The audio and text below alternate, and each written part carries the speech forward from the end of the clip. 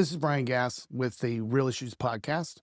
I'm also the executive director of the Real Housing Reform Initiative. Also, I'm the designated broker here at One Real Estate. I want to let you know I appreciate everybody clicking on either an ad or getting to this website, WhatcomCountyCorruption.com. I want to give a first shout out of why we're doing this. It's a good idea.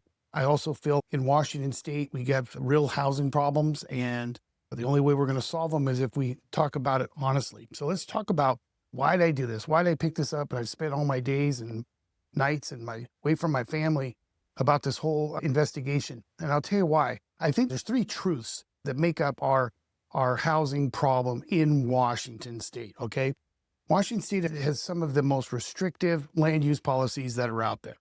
There's probably 200 plus studies that I was looking at, anywhere between 40% and up to 2,000%. Actually, it's 3,000 in Seattle of the land price has to do with the policies that are restricting land. Has nothing to do with the interest rates, nothing to do with incomes or market forces. It's simply a regulatory tax, a scarcity that is created by policy. It's the lawmakers and planners that have manufactured this scarcity. It is not a lack of land. In fact, some of my other videos and my reporting is gonna explain that less than 3.8% of all residential development, 4% is going to be where they want to try and jam everybody into. So it's not like there's this lack of properties or lack of land. Number two, part of the GMA, the Growth Management Act from the 90s, was they wanted to set aside and make it so that these cities could have a plan for their growth. They want to be able to report. It's every 20 years, it gets updated every 10.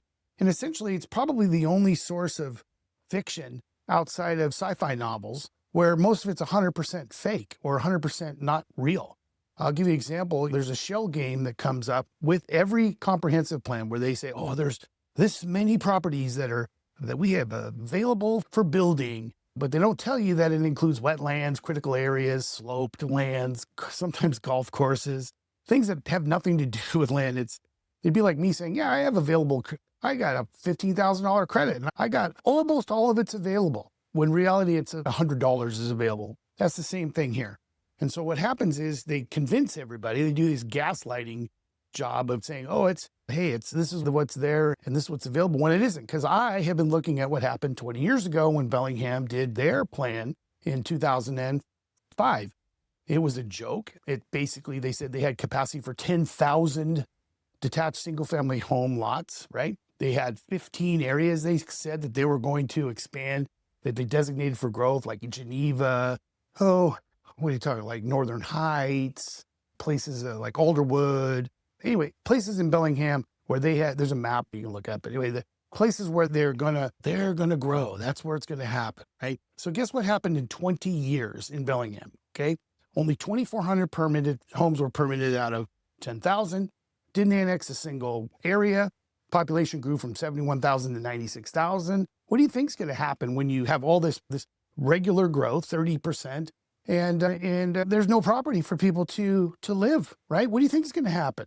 They also bought 4,000 acres of property for watershed and for the greenways too, which is crazy. But we talk about that over the podcast. So make sure you subscribe and stay connected to us, and we'll keep you informed, okay? Now, number three for the tenants is what I call the unelected gatekeepers. And it's not our politicians. It's not the developers, okay? It's the one entity that really dictates what gets built, who gets to build it, how much it's going to cost, where it gets built, and in how many. It's the planning departments, all right? Not elected.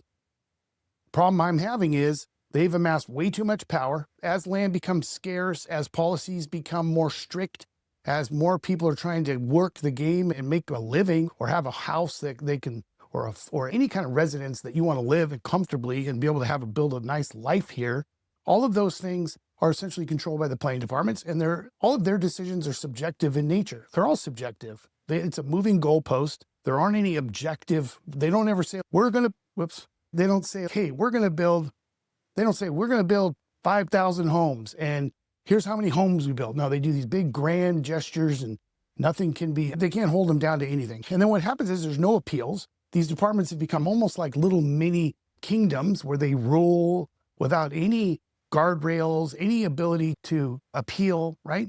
And essentially you're looking at, they're the arbiter of your asset, the arbiter of your future, your finance, right? Or whether you can actually afford to live here, like in Bellingham, which is a joke. If there's no guardrails on their activities, the people that control outcomes, the people that can dictate whether you can do it, and we don't account for human nature, right? Human nature of greed that could creep in, and or hubris at the same time, right? You don't talk to me, I'm the boss. This is why we're bringing this investigation to a head, because there's a perfect example we're going to talk about in our series called When Whatcom County Protected a Corrupt Natural Resources Planner and Became More Corrupt Themselves. And essentially it's a story about one planner, natural resources, is a regulator of the things that are the most subjective, the most manipulated, wetlands. And he essentially just downplayed, and we caught him hiding his identity, not disclosing who he is, downplaying the wetlands, straight up lying in a lot of instances about whether properties had wetlands mitigated or not. And then he basically profits himself, and it's wrong. And those acts were bad enough, okay? Buying a property for $80,000 that's appraised for $160,000, and the people had owned it for 15 years, and they tried to build on it for 3 years, saying there was wetlands, and in the end, there were no wetlands, and this guy knew it, and he ends up buys it from these people because the wife had died, and the husband was getting into a nursing home, and the son just wanted to dump it and get rid of it. Basically, for $80,000, they get obstructed for 3 years, dump the property for 80 grand, and then this guy in 16 months flipped it for 3 times the price that he bought it for, doing nothing.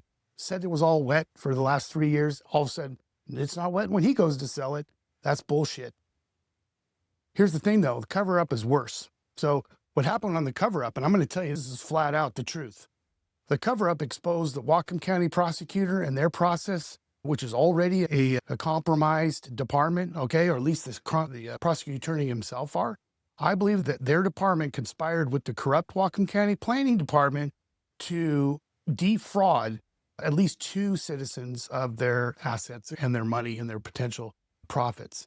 And so you're talking about, and what they do is they did a totally inept and designed to have a certain outcome investigation. And what they do is they use that as a little cudgel to say, if anybody ever dares question the king of the planning department, Mark Personius, the director of the corrupt Whatcom County Planning Department, he basically thinks right now it's okay. Like he actually threatened a citizen and included the attorneys, saying that they couldn't call them corrupt because they were going to sue them. And I'm like, good luck with that. That's why I call them the corrupt, because they are corrupt. But here's the funky part. So they're essentially in the same letter that this guy's saying, we're not doing anything corrupt. But what they do is they let the same corrupt natural resources planner, Matt Mahaffey, they let that guy take property that he steals from a lady, stole, okay, flat out. And essentially he's using that to mitigate at $400,000 an acre property that the planning department is dictating whether something's wetland or not. That shit is not going to fly. So I do appreciate going forward. We want to say, what can we do? So let's share the website. It's easy. I bought it. Thank you, Mark Personius, the pompous, corrupt director of the planning department, threatening people to couldn't say corrupt. I got a domain, WhatcomCountyCorruption.com. Also have WhatcomPlanningCorruption.com. I can use both of those. I want people to contact the Whatcom County Council. Tell them it's not right. Let people know what's going on. If you have a story or a need to report corruption or fraud or regulatory abuse, I want you to reach out to us, not just for Whatcom County, but Bellingham, Linden, Ferndale, Blaine, right? You can email this. It's going to be a protected email address. All information is kept confidential, and it's also protected by, yes, it's a journalistic endeavor. So we'll make something happen here, and I appreciate you guys logging in. I want you to share this. You also want to make sure you subscribe to the podcast. You can subscribe to any one of our media, our social media, where you can connect with us right below. And I appreciate you